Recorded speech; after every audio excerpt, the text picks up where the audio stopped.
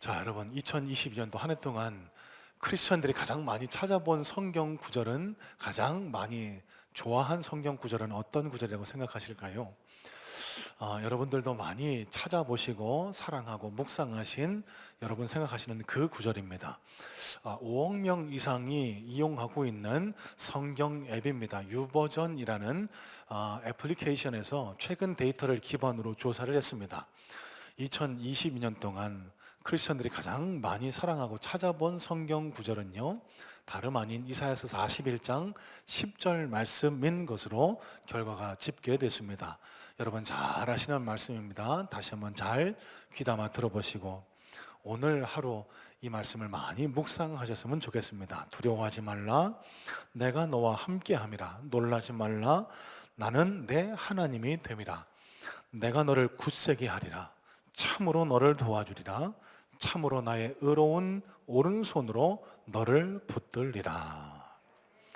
자, 여러분, 성경 앱 유버전의 창립자이자 CEO인 보비 그른월드는요, 왜 이 구절이 가장 많이 사랑받았을까라는 질문에 이렇게 답했습니다. 우리가 악전고투하는 상황 속에서도 혼자가 아니라는 사실을 떠올려 주기 때문이다.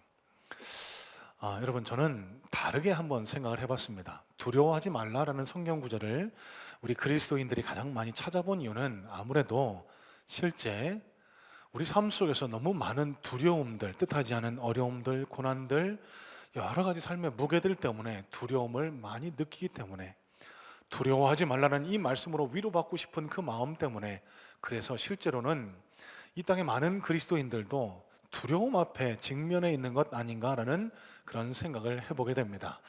여러분 다 잘 아시겠지만 우리가 마주했던 2022년이 저물고 있습니다. 이 2022년도요, 그 어떤 해보다 다사다난했던 것 같습니다.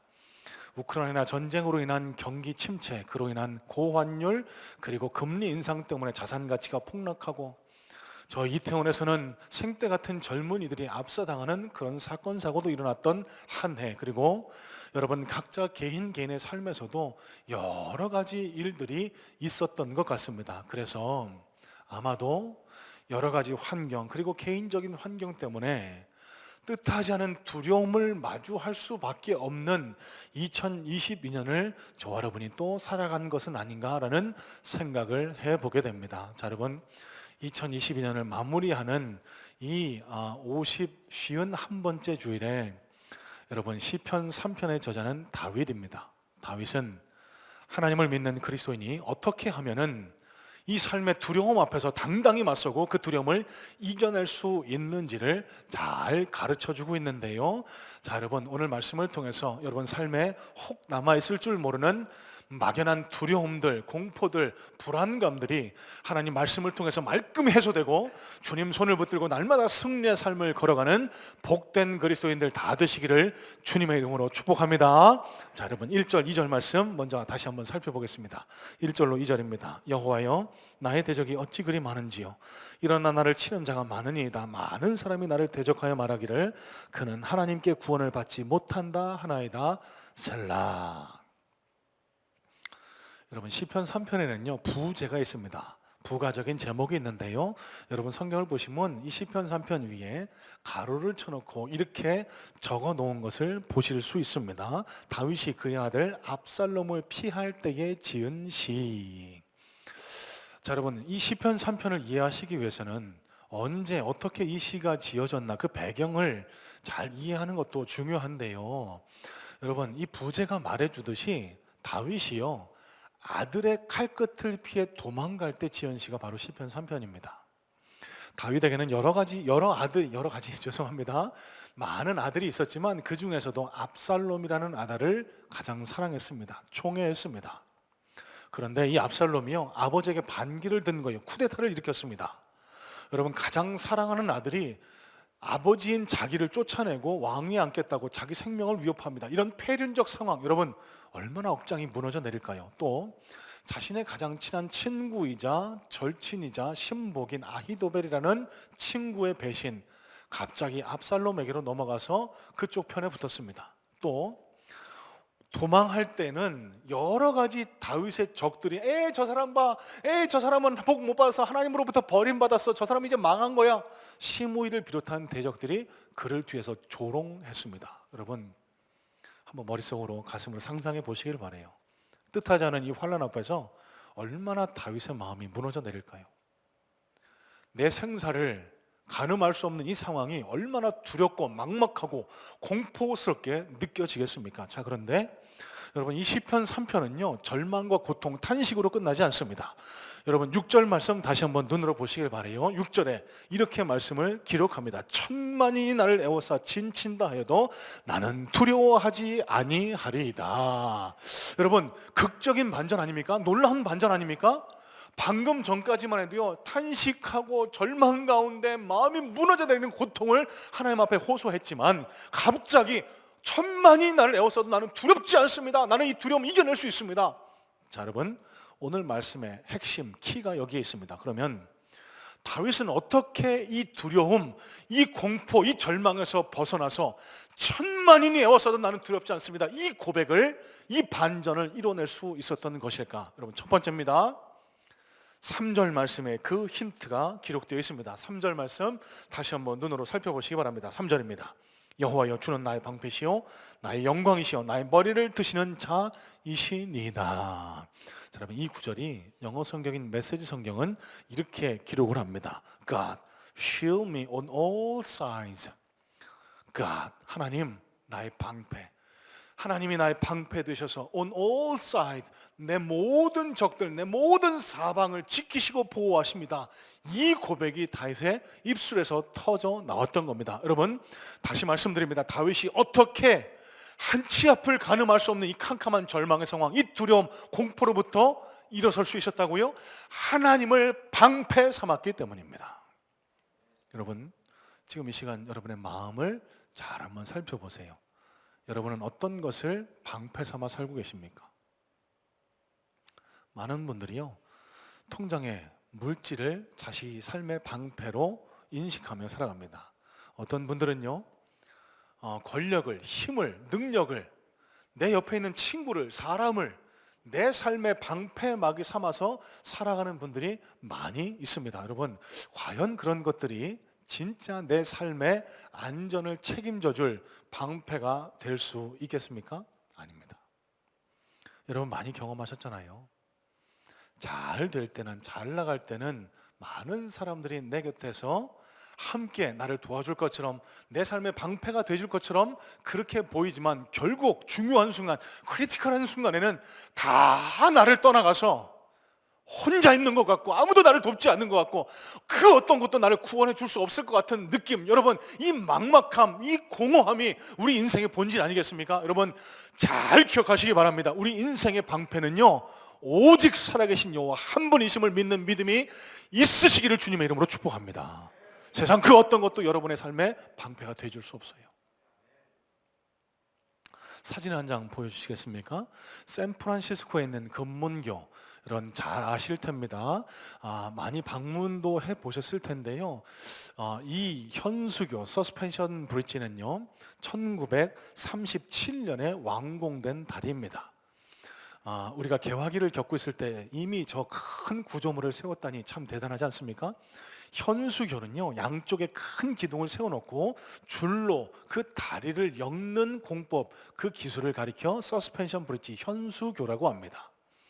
자, 이 다리가 바다, 샌프란시스코만에서 굉장히 높은 곳에 지어져 있어서요 이 다리를 건설할 당시에 인부들이 큰 공포, 두려움에 떨었다라고 하는데 실제로 이 공포 때문에 5명이나 되는 인부가 바다 밑으로 떨어져서 추락하는 그런 인사사고가 발생했다고 합니다. 당국이 고민하기 시작했습니다. 어떻게 하면 이런 사고를 막을 수 있을까? 여러분 지극히 당연해 보이지만 이 인부 공사에 참여하는 인부들을 위해서 그 밑에다 안전망, 철망을 깔아놓은 거예요. 그랬더니 더 이상 인부들이 두려워하지 않았고요, 두려워하지 않은 결과 그 안전망 설치 이후에는 단 한 명의 인부도 떨어져 사고를 당하지 않았다는 사실입니다. 자, 여러분 제가 왜 이 말씀을 드릴까요? 두려움은요 사람을 실수하게 만듭니다. 실패하게 만듭니다. 자신의 가진 역량을 100% 발휘하지 못하도록 우리를 뒤로 잡아 끄는 것이 두려움, 공포라는 감정의 근원입니다. 여러분, 그러면 우리 삶을 올가맬 수 있는 공포, 두려움에서 우리가 어떻게 자유롭고 해방될 수 있다고요? 여러분, 영원한 안전망이신 여호와 하나님을 의지하는 겁니다. 언젠간 사라져버릴, 언젠간 안개처럼 없어져버릴 세상의 헛된 것들을 의지하지 마시고 지금도 살아 역사하시고 지금도 우리의 영원하고 온전한 안전망 되시는 하나님을 의지할 때 우리는 삶의 두려움, 공포로부터 완전하게 해방되어 승리의 발걸음을 옮겨나가는 복된 삶을 살아나가게 될 줄로 믿습니다. 자, 여러분, 두 번째입니다.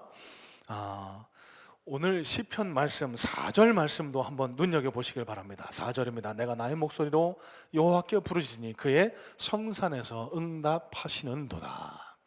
자, 여러분, 앞서도 말씀드렸습니다만 이 시편 3편은요 이 시의 구조를 머릿속에 잘 담아두시고 들어보시면 훨씬 더 이해도 은혜도 더 깊이 깨달을 수 있을 겁니다. 1절, 2절은 절망입니다. 고통입니다. 탄식입니다. 두려움과 공포입니다. 갑자기 6절에 반전이 이루어집니다. 이 반전의 키가 이 시편 3편 전체에 잘 드러나 있는데요, 첫 번째가 나의 방패 되신 하나님, 두 번째가 4절에 나타나 있는 다윗의 행동입니다. 뭐죠? 다윗은요 뜻하지 않은 인생의 어려움 앞에서, 공포 앞에서, 두려움 앞에서요 포기하지 않았습니다. 좌절하지 않았습니다. 뭘 했다고요? 여호와여 나를 도와주옵소서 부르짖어 기도했다는 사실입니다. 여러분, 다윗이 마주했던 상황을요 다시 한번 잘 머릿속으로 한번 함께 그려봤으면 좋겠습니다. 갑자기 아들이 저 헤브론이라는 지역에서 반군들을 불러 모아서 이제부터는 내가 왕이다, 자신에게 반기를 들기 시작합니다. 신도 제대로 신지 못하고 왕후들도 자기의 신하들도 다 그대로 남겨둔 채 황급하게 그 왕궁을 빠져나올 수밖에 없었습니다. 자기의 친구 신복인 아히도벨도 배반합니다. 적군에게 가서 붙었습니다. 여러분, 이런 상황 앞에서 뭘 할 수 있을까요? 머리 흩날리면서 의벽도 제대로 정제하지 못한 채, 신도 제대로 신지 못한 채 그 황량한 광야길을 지금 도망하고 있었던 이 상황에 여러분, 다윗이 택한 것은요 절망이 아니었습니다. 사진 한 장 보여주실래요? 다윗이 택한 것은 하나님 앞에 부르짖어 기도하는 것이었습니다. 여러분 보시면은 예수님께서 십자가에 달리시기 전날 밤 겟세마네 동산에서 드렸던 그 기도의 모습과 많이 닮아 있다라고 여러분 눈치채실 겁니다. 다윗이요 저 장소를 성경학자들은 유다 광야라고 추정을 하는데, 저 황량한 광야에 자신을 돕는 수종도 시녀도 없는 저 상황에 아무도 나를 도와줄 것 같지 않은 저 척박한 환경에서 무릎 꿇고 하나님 앞에 부르짖어 기도했다는 겁니다. 다윗의 기도는 아마 이렇지 않았을까 추정을 해봅니다. 하나님, 지금 저 적들이 나를 잡아 죽이려고 달려듭니다. 하나님, 저 적들이 나는 이제 망했다고 합니다. 하나님, 나는 이제 끝났다고 합니다. 도저히 해방구 탈출구가 보이지 않고 이제는 절망만이 남아있는 것 같지만 하나님, 그러나 나는 내 방패 되신 주님을, 하나님을 신뢰합니다. 하나님, 제 삶에 역사하셔서 저를 이 환난에서 구원해 주시고 제 삶의 놀라운 반전의 역사를 다시 한번 일으켜 허락하여 주시옵소서. 여러분, 이런 부르짖음의 간절한 기도가 다윗을 통해서 드려졌고요, 여러분, 이 기도는 하나님을 움직여 놀라운 반전, 상황의 반전을 이루어냈다는 사실, 여러분 사무엘하 17장 말씀의 내용을 잘 간략하게 요약해서 한번 말씀드릴게요. 아히도벨이 압살롬에게로 넘어갔습니다.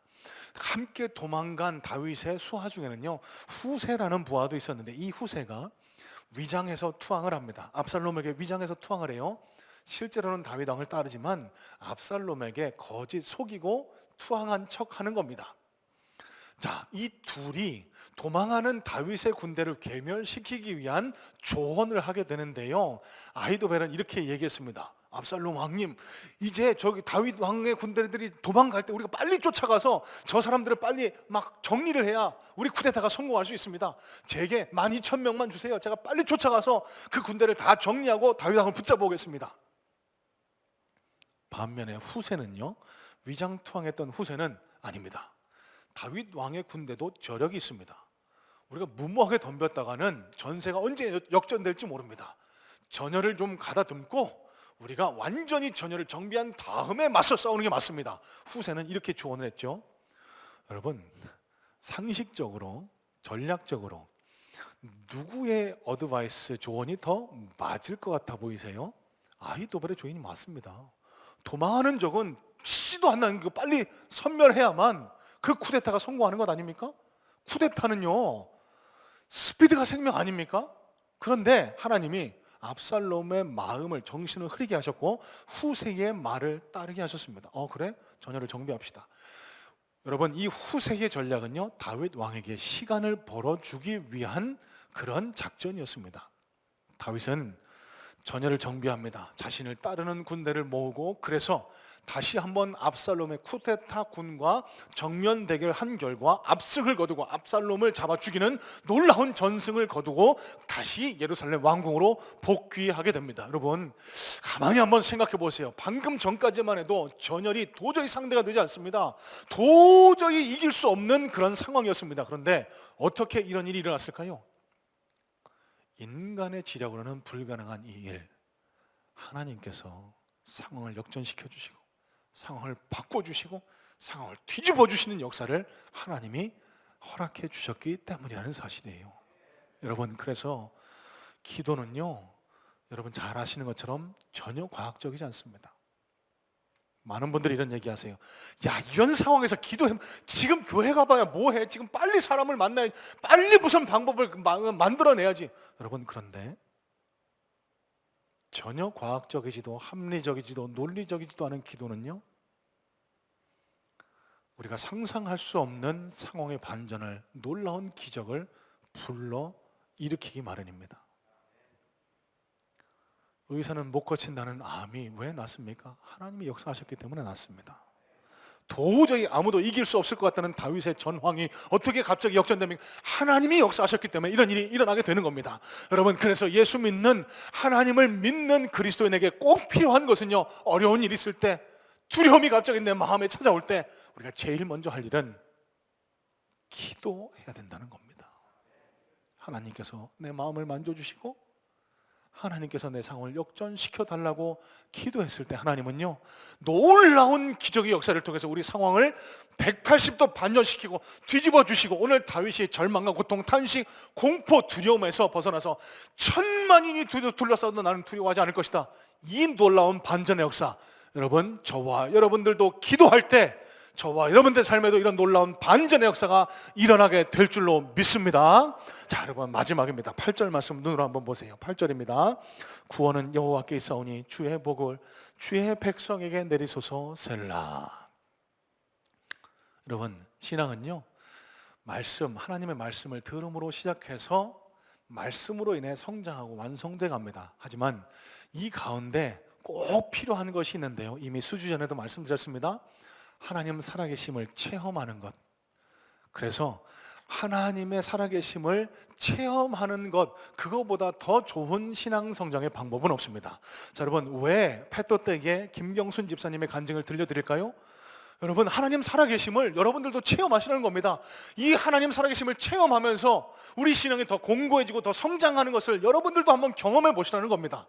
여러분, 다윗은요, 하나님이 지금껏 자신에게 베풀어 줬던 은혜, 구원의 역사를 다 기억하고 있었고요, 그렇기 때문에 이 절체절명 위기의 순간에도 전혀 두려워하거나 무너지지 않을 수 있었던 겁니다. 골리앗과의 싸울 때 여러분, 상대가 되지 않을 것 같지만 하나님이 도와주셔서 결국은 골리앗을 무너뜨렸잖아요. 사울 왕이 자신을 죽이려고 10여 년간 쫓아올 때 그 창끝 칼끝에서 그를 지켜 보호해 주었잖아요. 그 믿음이 있었던 거예요. 하나님 결단코 나를 포기 안 하신다, 하나님 결코 나 죽게 내버려 두지 않으신다, 이 믿음이 결국 그 두려움에서 다윗을 해방시켜 줬던 거고요. 그래서 그 다윗은 그 두려움과 공포를 극복하고 다시 승리의 자리로 건너갈 수 있었다는 사실. 여러분, 저는 이 자리에 함께 예배하는 우리 성문의 성도님들에게도 이 놀라운 구원의 역사가 경험될 수 있기를 간절한 마음으로 소망합니다. 여러분, 하나님 살아계심을 경험하실 수 있어야 돼요. 사진 한 장 보겠습니다. 미국의 전설적인 대기자입니다. 테리 앤더슨이라는 기자인데요, 저 기자가 7년 동안 중동의 화약고라고 불리는 레바논에 억류됐던 시절이 있었습니다. 7년 동안 얼마나 이 테러리스트들이 협박하고 위협하고 고문하는지 어려운 시간을 보냈지만 결국 그는 이 7년의 억류를 이겨내고 결국 석방되게 되는데요. 이분이 풀려나면서 이런 고백을 했습니다. 어떤 순간에도 나는 하나님의 구원하심을 믿었습니다. 여러분, 제가 왜 이 말씀을 드릴까요? 절망적인 상황에서 두려움을 이길 수 있는 것은 하나님이 지금 내 곁에 계시다는 사실을 확신하는 겁니다. 여러분, 꼭 기억하시길 바라요. 하나님은 결단코 우리를 홀로 내버려 두거나 포기하지 않으십니다. 어떤 순간에도 우리를 붙들고 계시고 끝까지 아름다운 승리의 자리로 인도하시는 신실하신 하나님이 바로 저와 여러분의 하나님이심을 확신하는 은혜가 있으시기를 주님의 이름으로 축복합니다. 제가 가장 사랑하는 성경의 구절 중 하나인 로마서 8장 38절 39절 말씀을 이 시간 잠깐 나누려고 합니다. 오랜만에 교회에 발걸음하신 분들에게 이 말씀이 확신으로 다가설 수 있으면 좋겠어요. 자, 제가 대표로 봉독합니다. 내가 확신하노니 사망이나 생명이나 천사들이나 권세자들이나 현재일이나 장래일이나 능력이나 높음이나 깊음이나 다른 어떤 피조물이라도 우리를 우리 주 그리스도 예수 안에 있는 하나님의 사랑에서 결단코 끊을 수 없으리라. 여러분, 물론 저 가로 안의 구절은 제가 삽입했습니다. 저는 이 성경을 읽을 때마다 그 세상의 어떤 것도 우리를 사랑하셔서 우리를 구원하신 하나님의 사랑에서 결단코 끊을 수 없다는 이 믿음이 확신이 저는 생겨나는 거예요. 여러분, 이 자리에 여러분 의지로 나오신 것 같죠? 아니요, 하나님이 여러분들을 부르고 계셨고 하나님은 여러분을 결단코 포기하지 않으셨기 때문에 지금 이 자리에 나와 하나님을 예배할 수 있는 줄로 믿습니다. 여러분이 어디 가시든지 간에 어떤 환난 가운데 있든지 간에 하나님은 절대 여러분을 포기하지 않으시고 여러분을 끝까지 승리의 자리로 구원의 자리로 이끄시는 구원의 하나님이 바로 저와 여러분의 하나님이심을 믿는 믿음, 이 믿음을 소유할 때 우리는 그 어떤 두려움 앞에서도 당당히 일어나 승리의 자리로 발걸음을 옮겨나가게 될 줄로 믿습니다. 여러분, 오늘 패터데이라 설교 말씀을 좀 간략하게 전하고자 하는데요, 오늘 설교를 이렇게 좀 정리해 봤으면 좋겠습니다. 지난주에 마친 양육훈련 과정 중에 1단계인 양육반을 마치신 한 성도님의 간증이에요. 여러분, 이해를 돕기 위해서 이분이 초신자인데 완전히 생초자입니다. 이분이 과거 20대 때 교회를 어떤 친구의 소개로 가보신 적이 있었답니다. 그런데 그때는 실패하셨대요. 친구 소개로 교회를 가서 앉아있는데 얼마나 마음이 답답하고 숨도 안 쉬어지고 막 억눌림 같은 게 있는지 잠깐도 못 앉아있고 그냥 그 자리를 막 박차고 뛰어나갈 수밖에 없으셨다라고 그렇게 이야기를 합니다. 그러면서 이분이 탄식처럼 하신 생각이 있대요. 나는 교회랑은 인연이 없는 사람인가 보다. 그러면서 오랜 세월을 하나님을 모르고 살아가다가요, 우연한 기회에 지인의 소개로 저희 성문교회 예배를 참여하시게 됐대요. 참 놀라운 것은, 신기한 것은요, 이번에도 그런 답답함, 그런 억눌림, 그런 숨이 못 쉬어지는 그런 답답함이 느껴지면 어떡하나 걱정했는데요, 안 그러셨다고 다행히 편안한 가운데 예배를 드릴 수 있었고, 이상하게 설교도 무슨 얘기인지는 잘 모르겠지만 들려오시더라는 겁니다. 그러면서 교회에서 권면하는 대로 자연히 교회에서 하는 프로그램들을 따라오게 되셨다는데 확신반도 하시고 셀에도 참여하시게 됐고 양육훈련도 참여하게 되셨다는 거예요. 그러면서 양육반을 마칠 때 저한테 이런 고백을 하세요. 목사님, 저는 아무것도 몰라요. 그냥 하라고 하니까 하는 거예요. 성경도 찾아서 적어 오라고 하셨는데 저는 성경이 어디 있는지도 몰라요. 그러면 막은 뭐야 도대체, 그러면서 찾고, 막은 마가복음입니다. 이분이 간증해 주시는 것은 이분이 하나님의 살아계심이 정말 느껴지지 않다가 실제로 체험하는 귀한 계기가 있으셨다는데요, 이분이 굉장히 젊어 보이지만 깜짝 놀랐습니다. 직업군인으로 군대 복무하는 아드님이 있으시대요. 근데 이 아드님이 직업군인으로 군대에서 근무를 하는데 군대 상사에게 갑질을 당하고 있더라는 겁니다. 막 각종 잔심부름을 시키고, 야 이거 갖고 와. 담배도 안 피우는 아드님한테 막 담배로 지지르는 것처럼, 야 너도 한번 펴봐. 그러면서 각종 부당한 갑질을 당하면서 너무너무 힘들어 하신다는 거예요. 아들이 힘들다는데 여러분, 이 어머니의 마음이 얼마나 미어지겠습니까? 그 무거운 마음을 갖고 늘 하던 셀 모임에 참석을 했는데, 셀 리더 집사님이 물어보시더래요. 성도님, 뭐 기도하고 싶으신 거 있으세요? 답답한 마음에 이 아들의 문제를 털어놨답니다. 그러면서 이 이야기를 듣는데 이 셀원들이, 셀 리더 집사님이 같이 울어주시더래요. 그러면서 같이 기도하자고 같이 눈물로 기도를 해주더라는 겁니다. 그런데 놀라운 일이 일어납니다. 이 아들의 너무너무 힘들어하고 있다가 어느 날 갑자기 그 부당한 대우라 갑질하는 상관하고 떨어지게 되는 그런 일을 만나게 되는데, 이 나쁜 사람이 갑질하는 상관이요, 이 아들에게만 그런 게 아니고, 여러분 이 아들 한 사람에게만 그랬겠습니까? 많은 이들에게 그랬겠죠. 다른 어떤 사람이 신고를 한 겁니다. 심지어는 어떤 여성 부사관에게까지 성추행 발언도 해서 이런 것까지 다 문제 삼아서 결국은 조사에 들어가게 되셨다는데, 그러면서 자연스럽게 이 아들하고는 부대에서 멀리 떨어지는 그런 기적적인 그런 일을 경험했다라고 합니다. 이분이요, 이 이야기를 너무 환한 얼굴로 제 앞에서 하시면서요, 제게 이런 말씀을 하세요. 이런데 제가 어떻게 안 믿어요? 교회는 저한테 선물이에요, 목사님. 여러분, 이 이야기를 듣는데요, 마음이 쨍하고 저려왔습니다.